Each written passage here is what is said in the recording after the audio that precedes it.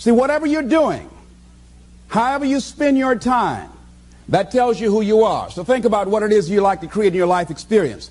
Once I look at how you commit your time, once I do an evaluation on how you spend your time, I can tell you exactly what you're committed to.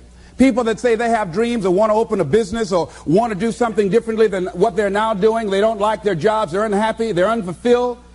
People who say they want to improve their income level, look at how they spend their time. How they spend their time, the commitment of their time, how they use that will really tell the truth.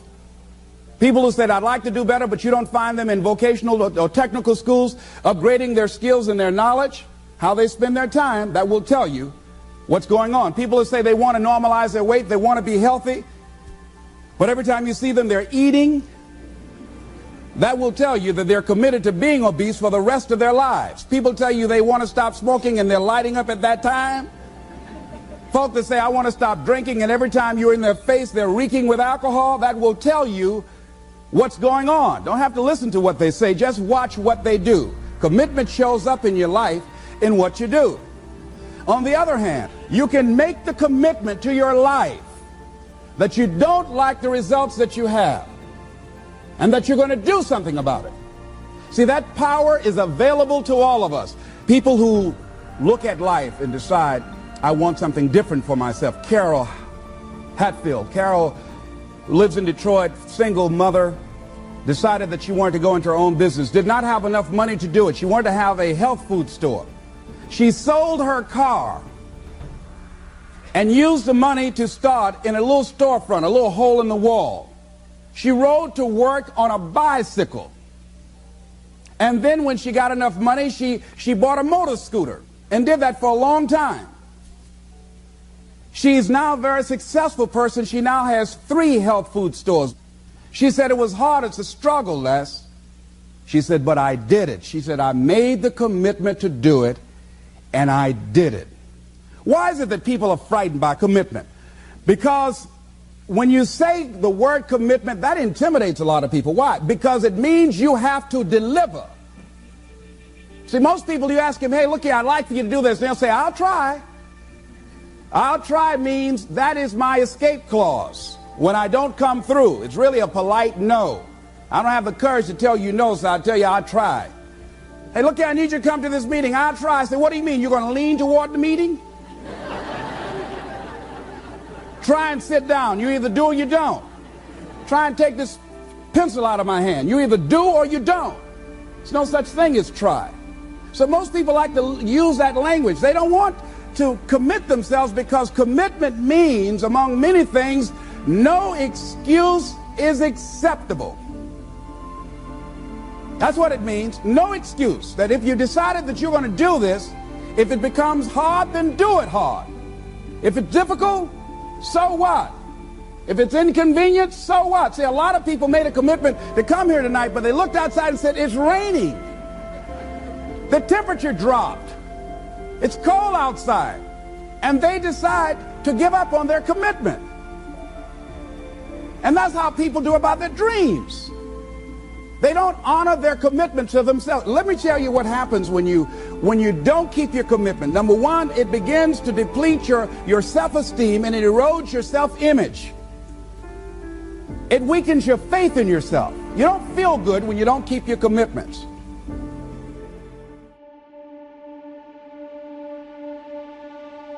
I found that nothing in life is worthwhile unless you take risks. Nothing. Nelson Mandela said, there is no passion to be found playing small and settling for a life that's less than the one you're capable of living. Now, I'm sure in your experiences in school and applying to college and picking your major and deciding what you want to do with life, I'm sure people have told you to make sure you have something to fall back on. Make sure you got something to fall back on, honey. But I never understood that concept, having something to fall back on. If I'm going to fall, I don't want to fall back on anything. I want to fall forward. I figure at least this way I'll see what I'm going to hit. Without consistency, you'll never finish. So do what you feel passionate about.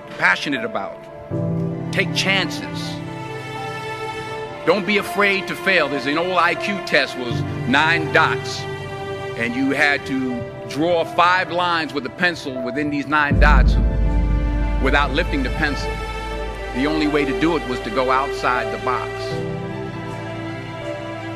Don't be afraid to think outside the box. Don't be afraid to fail big, to dream big.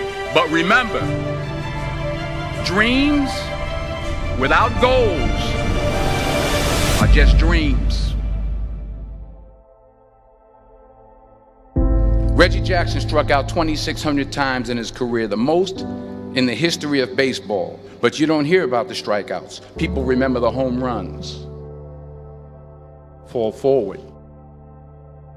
Thomas Edison conducted 1,000 failed experiments. Did you know that? I didn't know that. Because the 1,001st was the light bulb. Fall forward. Every failed experiment is one step closer to success. You've got to take risks, and I'm sure you've probably heard that before, but I want to talk to you about why that's so important. You will fail at some point in your life. Accept it. You will lose. You will embarrass yourself. You will suck at something. There's no doubt about it. And I know that's probably not a traditional message for a graduation ceremony, but hey, I'm telling you, embrace it, because it's inevitable.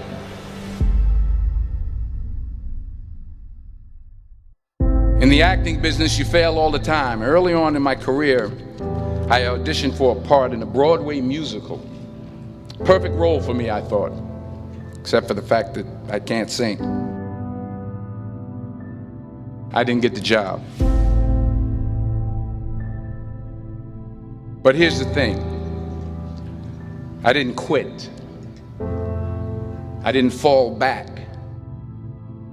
I walked out of there to prepare for the next audition, and the next audition, and the next audition. I prayed. I prayed. And I prayed. But I continued to fail, and fail, and fail. But it didn't matter, because you know what?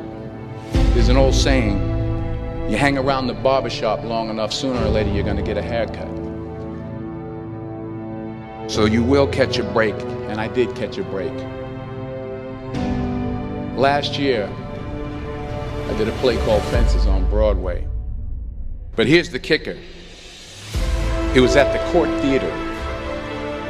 It was at the same theater that I failed that first audition 30 years prior. The point is, every graduate here today has the training and the talent to succeed. But do you have the guts to fail? If you don't fail, you're not even trying.